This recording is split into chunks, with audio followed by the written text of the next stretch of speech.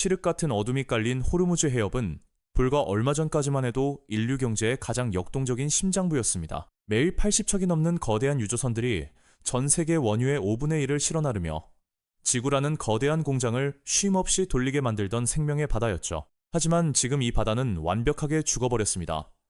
웅장한 백고동 소리로 가득했던 해협에는 이제 소름 끼치는 정적만이 감돌고 있습니다. 붐비던 물길은 끊겼고 미처 빠져나가지 못한 300척이 넘는 전 세계의 상선들이 전쟁의 공포 속에서 유령선처럼 숨을 죽인 채 떠 있습니다. 전파 교란으로 GPS마저 마비되면서 수십 년 경력의 베테랑 선장들조차 눈을 가린 채 지뢰밭을 걷듯 원시적인 방법으로 칠흑 같은 바다를 헤매고 있습니다. 미사일의 표적이 될까봐 엔진조차 켜지 못한 채 선원들은 마실 물조차 바닥 나가는 지옥 같은 공포를 견뎌내고 있습니다. 그런데 모두가 공포에 질려 멈춰선 이 죽음의 해역을 마치 자기 집 앞마당처럼 평온하게 통과하는 배들이 목격되기 시작했습니다. 어둠을 뚫고 유유히 나아가는 그 배들의 가장 높은 곳에는 단 하나의 공통점, 바로 중국의 오성홍기가 펄럭이고 있었습니다. 살기 등등한 이란의 혁명 수비대조차 이 붉은 깃발 앞에서는 무기를 내리고 길을 열어주는 기괴한 현실이 통계로도 확인되고 있습니다. 일반 유조선의 통행은 완벽히 멈췄지만 오직 중국과 관련된 배들만이 깃발을 생존의 부적 삼아 이 비현실적인 공간을 빠져나가고 있습니다. 미국의 달러가 무너지고 위안화가 유일한 생존 통행증이 된 이 바다의 봉쇄는 결코 남의 나라 이야기가 아니라 곧바로 우리의 숨통을 조이는 현실입니다. 해협 봉쇄 소식에 전 세계 자본시장은 발작을 일으켰고 평화롭던 국제 유가는 불과 10여일 만에 40% 넘게 수직으로 폭등했습니다. 이는 단순한 기름값 상승이 아닙니다. 자본주의의 핏줄인 석유가 멈추면 우리 경제는 말단부터 차갑게 썩어 들어가기 시작하기 때문입니다. 글로벌 항공 노선이 끊기고 바다의 물류망이 마비되면서 실어 나를 배를 구하지 못한 공장들에는 재고만 산더미처럼 쌓여가고 있습니다. 천정부지로 치솟은 운송비는 결국 우리가 매일 소비하는 물건들의 가격표에 고스란히 반영되어 생활 물가를 위협하고 있죠. 한국의 상황은 한층 더 처참합니다. 며칠 새 수백 원씩 폭등해버린 주유소의 기름값은 서민들의 얇은 지갑을 무자비하게 털어가며 생계마저 위협하고 있습니다. 29년 만에 석유 최고 가격제가 발동되고 1970년대 오일 쇼크 시절에 차량 오부제까지 거론되는 초유의 사태가 벌어지고 있습니다. 내 돈을 주고 산 내 차조차 마음대로 타지 못하는 과거의 통제 시대가 다시 눈앞에 닥친 것입니다. 이 거대한 공포 속에서 바다 위 상선들은 필사적인 생존 본능을 발휘하고 있습니다. 죽음의 해협을 빠져나가기 위해 국가의 자존심마저 버리고 선박의 신분을 위조하는 웃지 못할 총극이 벌어지는 것이죠. 해협 진입 직전 선박들은 황급히 전산망의 소유자 정보를 중국인으로 조작하거나 배 외부에 무슬림 선박이라는 표식을 덕지덕지 붙입니다. 이란의 매서운 공격망을 피하기 위해 허위 문구까지 내걸며 발버둥 치는 겁니다. 거대한 항공모함의 호위보다 조잡하게 위조된 중국인 신분증 하나가 훨씬 더 강력한 생명줄이 되어버린 참담한 현실입니다. 세계 경제의 목줄이 이란의 자의적인 통제와 중국이라는 이름표 하나에 완전히 내맡겨진 것이죠. 그렇다면 이란은 왜 전 세계를 상대로 무모한 인질극을 벌이면서 유독 중국에게만 굳게 닫힌 문을 열어준 것일까요? 냉혹한 국제정치의 세계에서 대가 없는 호이란 결코 존재하지 않습니다. 이란이 건넨 달콤한 해상 통행권 이면에는 세계 경제의 판도를 송두리째 뒤엎을 무시무시한 거래가 숨겨져 있었습니다. 전쟁 발발 이후 이란은 수천만 배럴의 막대한 원유를 오직 중국 단 한 곳으로만 조용히 밀어내고 있었죠. 더 충격적인 것은 그 천문학적인 결제 대금의 단 1달러의 지폐도 섞여 있지 않았다는 사실입니다. 모든 거래는 철저하게 미국의 흔적을 지운 채 중국의 위안화로만 이루어졌습니다. 이것은 단순한 무역 거래를 넘어선 거대한 도발입니다. 이란은 막강한 무력과 지리적 이점을 무기 삼아 전 세계를 향해 새로운 화폐의 규칙을 강요하고 있는 셈입니다. 달러로 결제한 배는 수장시키고 위안화를 쓴 배만 살려보내겠다는 유례 없이 폭력적인 해상 톨게이트가 세워졌습니다. 이 충격적인 사건의 무게를 이해하려면 시계를 1974년으로 되돌려야 합니다. 1차 오일 쇼크로 세계 경제가 피투성이가 되었던 1974년, 미국의 헨리 키신저 국무장관은 사우디아라비아로 날아갔습니다. 그리고 그곳에서 세계 경제의 절대적인 헌법과도 같은 거대한 협정을 체결하죠. 원유는 오직 달러로만 거래하고 미국은 사우디의 안보를 책임진다는 이른바 페트로달러 체제의 탄생이었습니다. 이 단순한 규칙 하나가 지난 52년 동안 전 세계가 달러의 지배에 순응하게 만든 핵심 엔진이었습니다. 이름이 필요하면 무조건 달러를 구해야 한다는 철칙. 과거 이 철칙에 정면으로 도전해 석유 결제를 유로화로 바꾸려던 이라크의 후세인 정권이 어떻게 처참하게 무너졌는지 우리는 기억합니다.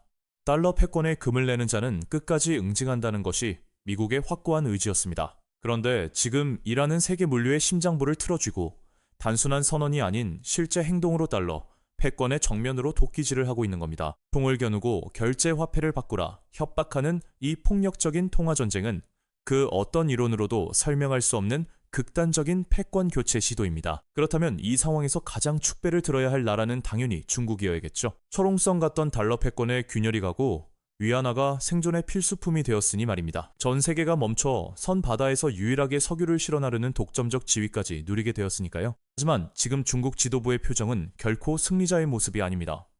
오히려 피할 수 없는 덫에 빠진 야수처럼 극도의 불안과 초조함에 휩싸여 있죠. 이란이 건넨 달콤한 붉은 통행권이 사실은 중국 경제의 숨통을 단숨에 끊어놓을 수 있는 치명적인 맹독을 품고 있었기 때문입니다. 중국은 지금 이러지도 저러지도 못하는 완벽한 진퇴양난의 늪에 빠졌습니다. 겉으로는 중국 혼자 원유를 독식하는 것 같지만 실상은 정반대입니다. 중국이라는 거대한 공장은 매일같이 1100만 배럴이라는 천문학적인 양의 원유를 집어삼켜야만 돌아가거든요. 그 막대한 원유의 절반 가까이가 호르무즈 해협을 통해 들어옵니다. 이란이 챙겨준 1170만 배럴은 거대해 보이지만 실상 중국 경제가 단 하루 만에 삼켜버리는 일일 소비량에 불과할 뿐입니다. 이란의 원유만으로는 턱없이 부족합니다. 통행권은 얻었지만 사우디와 이라크 등에서 와야 할 막대한 양의 기름이 여전히 바다 위에 갇히면서 중국의 절대적인 에너지 공급 물량은 치명적인 타격을 입었습니다. 당장 비축유를 풀고 파이프라인을 최대로 가동해도 해협 봉쇄가 길어지면 중국 내륙의 거대한 공장과 발전소들은 결국 순서대로 숨을 멈출 수밖에 없습니다. 더 끔찍한 사실은 경제 내부에서 이미 걷잡을 수 없는 출혈이 시작되었다는 점입니다. 원유 공급 감소로 국제 유가가 폭등하면 상황은 걷잡을 수 없이 악화됩니다. 에너지를 빨아들이는 중국 내 모든 산업에 기초 생산 비용이 미친 듯이 솟구치게 되니까요.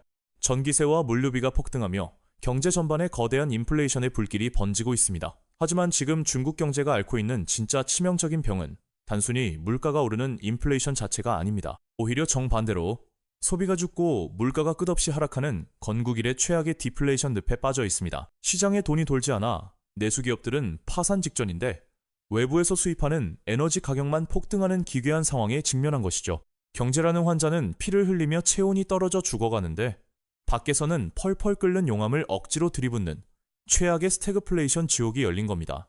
이 끔찍한 고통의 실체는 수출 데이터라는 차가운 숫자를 통해 적나라하게 증명됩니다. 겉으로 보기에 중국의 수출 물량은 여전히 막대해 보입니다.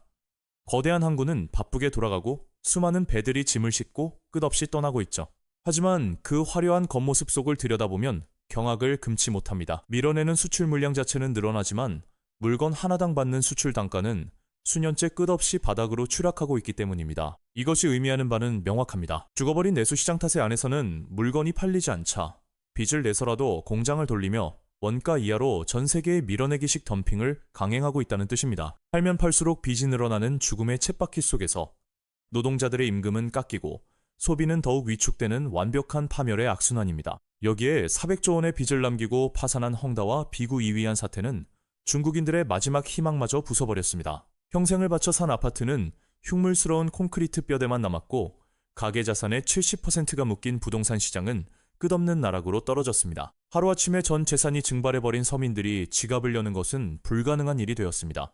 내수는 완전히 얼어붙었고 일자리가 사라진 수천만 명의 청년들은 아예 취업과 결혼을 포기한 채 방구석에 눕는 탕핑족이 되어버렸습니다. 통계를 조작해 실업률을 지워보려 안간힘을 쓰지만 거리를 짓누르는 절망의 공기마저 숨길 수는 없었죠. 밖에서는 달러 패권이 목을 조이고 안에서는 경제의 뼈대와 심장이 동시에 무너져 내리는 완벽한 퍼펙트 스톰에 갇힌 것입니다. 이처럼 국가 경제의 근간이 박살난 상황이라면 상식적인 국가는 서민 구제책에 역량을 쏟아야 마땅합니다. 고통받는 서민을 구제하고 무너진 내수를 살려 시장을 안정시켜야 하잖아요. 하지만 여기서 우리는 중국식 국가 자본주의가 가진 가장 기괴하고 섬뜩한 민낯을 마주하게 됩니다. 중국 정부가 선택한 생존 방식은 우리의 상식을 철저히 짓밟았습니다. 국내 경제가 피를 흘리며 죽어가는 처참한 와중에도 상상을 초월하는 천문학적인 돈을 전혀 다른 곳에 무자비하게 쏟아붓고 있거든요. 그들이 돈을 쏟아붓는 곳은 바로 반도체, 전기차, 인공지능으로 대변되는 첨단 전략 산업입니다. 이 과정은 이성적인 경제 논리로는 도저히 설명할 수 없는 국가적 광기 그 자체입니다. 중국 파운드리 인류 업체인 SMIC의 재무제표를 들여다보면 등골이 서늘해집니다. 한 해에 수조 원어치를 팔고도 돌아온 것은 무려 1조 원에 가까운 막대한 적자뿐이었습니다. 정상적인 자본주의라면 당연히 공장 문을 닫고 뼈를 깎는 구조조정에 들어가야 합니다. 그런데 이 기업은 오히려 자신들이 벌어들인 전체 매출액보다 훨씬 많은 10조 원 가까운 돈을 새 공장과 기계에 다시 쏟아부었습니다. 1조 원의 적자를 보면서 10조 원을 밀어넣는 이 미친 연금술이 어떻게 가능할까요? 정답은 바로 국가라는 마르지 않는 무제한의 자금줄이 뒤를 받쳐주고 있기 때문입니다. 공산당이라는 권력이 무제한으로 돈을 찍어내 밑빠진 독에 폭포수처럼 쏟아붓고 있습니다. 미국의 제재로 최첨단 장비를 구하지 못하자 구형 장비를 수십 번씩 반복해 돌리는 비효율을 감수하며 억지로 반도체를 찍어내는 겁니다. 불량품이 산더미처럼 쌓이고 비용이 천정부지로 솟구쳐도 아무 상관이 없습니다. 국가가 그 천문학적인 손실을 세금이라는 이름으로 조용히 메워주기 때문입니다. 마치 침몰하는 배의 선장이 승객들이 얼어 죽어가는 것은 아랑곳하지 않고 엔진을 돌리겠다며 배의 가구와 벽을 뜯어내 불태우는 형국입니다. 미국의 전문가들은 이 기괴한 현상을 스푸트니크 모먼트라 부릅니다. 과거 미국의 압박이 소련의 우주 기술을 진화시켰듯 지금의 제재가 오히려 중국을 벼랑 끝으로 몰아 강제적인 기술 자립을 이끌어내고 있다는 분석입니다. 중국 지도부의 머릿속은 너무나도 확고하고 냉혹하죠. 인민들의 끔찍한 가난과 실업, 내수 붕괴마저 위대한 국가라는 기계를 완성하기 위한 땔감에 불과하다고 믿는 것입니다. 국민의 삶이 무너지더라도 첨단 산업을 육성해 미국을 뛰어넘는 것만이 진정한 승리라는 무서운 집념입니다. 수억 명의 인민들이 고통 속에 허리띠를 졸라매는 동안 국가는 그들의 피와 땀을 쥐어짜 첨단 기술이라는 거대한 철옹성을 쌓아 올리고 있습니다. 하지만 인민의 희생을 담보로 한 이 잔혹한 생존 전략이 과연 영원할 수 있을까요? 인민의 피눈물로 쌓아 올린 이 거대한 모래성은 이미 가장 치명적인 곳에서부터 무너져 내리고 있습니다. 기술 자립을 외치며 수십조 원을 쏟아부었지만 중동의 실제 전쟁터에서 그 허접한 민낯이 철저하게 폭로되고 말았거든요. 이란이 야심차게 운용했던 중국산 방공 시스템의 요격 성공률이 0%에 가깝다는 충격적인 사실이 드러났습니다. 가성비를 내세워 전 세계에 팔아치운 첨단 무기가 실전 앞에서는 그저 비싼 고철 덩어리에 불과하다는 것이 까발려진 것이죠. 이것은 단순한 무기 수출 취소라는 가벼운 문제가 아닙니다. 국가가 모든 것을 걸고 만들어낸 중국의 첨단 기술 전체에 대한 글로벌 시장의 신뢰가 근본적으로 박살나는 치명적인 신호탄입니다. 에너지의 숨통은 조여오고 경제의 근간인 부동산은 거대한 무덤이 되었습니다. 설상가상으로 국가가 목숨을 걸었던 전략산업의 신뢰마저 전쟁터에서 산산조각 나고 있습니다. 이 거대한 출혈이 동시다발적으로 터지는 상황에서 과연 차가운 통제와 억압만으로 제국을 유지할 수 있을까요? 과거 유혈 진압 이후에도 권력을 유지한 유일한 이유는 인민들에게 실질적인 물질적 풍요를 쥐어주었기 때문입니다. 하지만 지금 그 찬란했던 성장의 마법은 완전히 막을 내렸습니다. 성장이 사라진 빈자리에는 이제 숨막히는 감시의 카메라와 평생 감당할 수 없는 거대한 빚의 무게만이 인민들을 짓누르고 있습니다.